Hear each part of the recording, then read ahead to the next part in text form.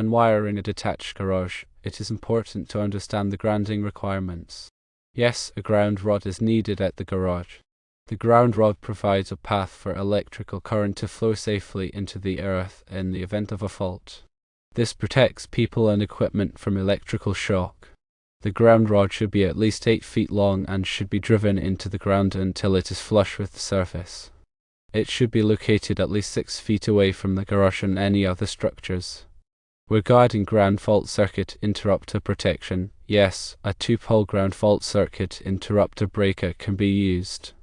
A 2-pole ground fault circuit interrupter breaker provides ground fault protection for 2 circuits. This is a good option if wanting to have 2 separate circuits in the garage, each with its own ground fault circuit interrupter protection. When installing electrical circuits, be sure to follow all local building codes and electrical safety regulations. Here is a more detailed explanation. Firstly, let's explore the importance of grounding.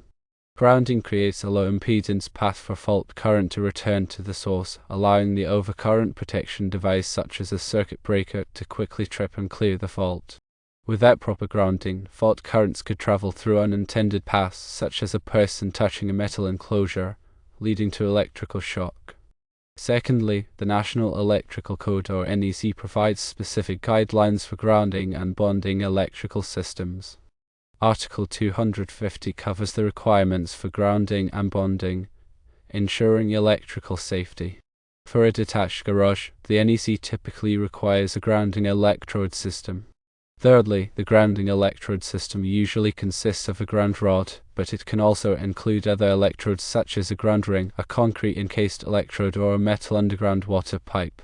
In many jurisdictions, a single ground rod is sufficient for a detached garage, but local codes may vary. Fourthly, driving the ground rod into the earth establishes a direct connection to the earth, providing a path for fault current to dissipate. The ground rod should be made of approved materials, such as copper or copper-clad steel, and must meet the minimum length requirements. Fifthly, the location of the ground rod is also important. As mentioned earlier, it should be placed at least 6 feet away from the garage and any other structures to prevent step potential hazards. Step potential occurs when a fault current flows through the earth, creating a voltage gradient.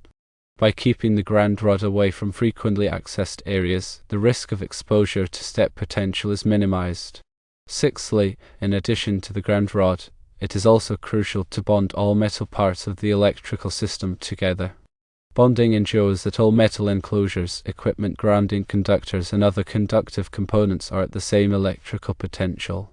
This minimizes the risk of voltage differences that could lead to electric shock. Seventhly, the equipment grounding conductor, often referred to as the ground wire, plays a vital role in the grounding system.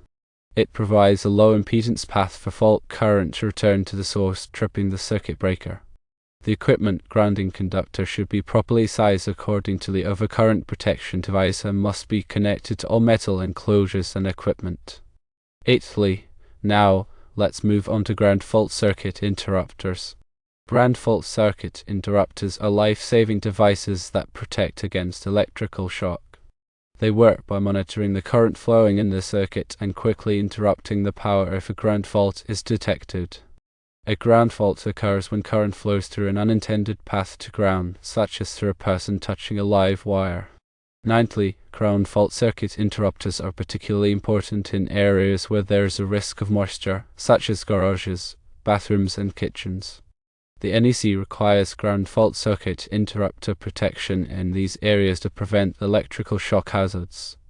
Tenthly, a 2-pole ground fault circuit interrupter breaker is designed to protect 2 separate circuits simultaneously. It has 2 hot wires and a neutral wire and monitors the current balance between the 2 hot wires. If there is an imbalance, indicating a ground fault, the breaker trips and interrupts the power to both circuits. 11thly, using a 2-pole ground fault circuit interrupter breaker is a convenient way to provide ground fault circuit interrupter protection for multiple circuits in the garage. It simplifies the wiring and reduces the number of ground fault circuit interrupter devices needed. However, it is essential to ensure that the 2-pole ground fault circuit interrupter breaker is properly rated for the load and that the circuits are wired correctly.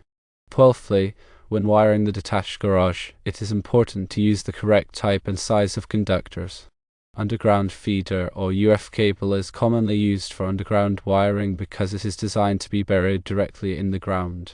The size of the conductors should be determined based on the load requirements of the circuits and the distance from the main panel. 13thly, it is also crucial to install the wiring according to the NEC and local codes. This includes using proper wiring methods such as running the cable through conduit or using appropriate supports. All connections must be made securely and properly insulated to prevent shorts and ground faults. 14thly, before energizing the circuits, it is essential to test the wiring and ground fault circuit interrupter protection. Use a multimeter to verify that the voltage is correct and that there are no shorts or ground faults. Test the ground fault circuit interrupter breakers by pressing the test button to ensure that they trip properly. 15thly, remember that electrical work can be dangerous if not done correctly. If not comfortable working with electricity, it is always best to hire a qualified electrician to perform the wiring and ensure that it meets all safety standards. 16thly, improper wiring can lead to electrical shock, fire hazards, and damage to equipment. Take the time to learn the proper techniques and follow all safety precautions. 17thly, in addition to the technical aspects of grounding and ground fault circuit interrupter protection, it is also important to consider the overall design of the electrical system. Plan the layout of the circuits and outlets to meet the needs of the garage. Consider the types of tools and equipment that will be used in the garage and ensure that there is adequate power available. 18thly, it is also a good idea to install sufficient lighting in the garage. Adequate lighting makes it easier to work safely and efficiently. Consider using energy-efficient lighting fixtures to save on electricity costs. 19thly, remember to label all circuits and breakers clearly. Labeling makes it easier to identify the correct breaker in the event of a problem. Use a permanent marker or label maker to create clear and easy-to-read labels. 20thly, keep a record of all electrical work performed in the garage. This record should include the date of the work, a description of the work, and any relevant information, such as the size and type of conductors used.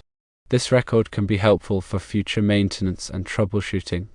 21stly, finally, always prioritize safety when working with electricity. Turn off the power before working on any electrical circuits. Use insulated tools and wear appropriate safety gear. If unsure about anything, consult with a qualified electrician. Electrical safety is paramount, and it is always better to be safe than sorry. Remember that local codes may have more stringent requirements than the National Electrical Code. Always check with your local building department to ensure compliance. The information provided here is for general guidance only and should not be considered a substitute for professional advice. Always consult with a qualified electrician for specific electrical installations and repairs. Understanding the importance of grounding and ground fault circuit interrupter protection is essential for ensuring electrical safety in the detached garage. By following the guidelines and regulations can create a safe and functional electrical system that meets the needs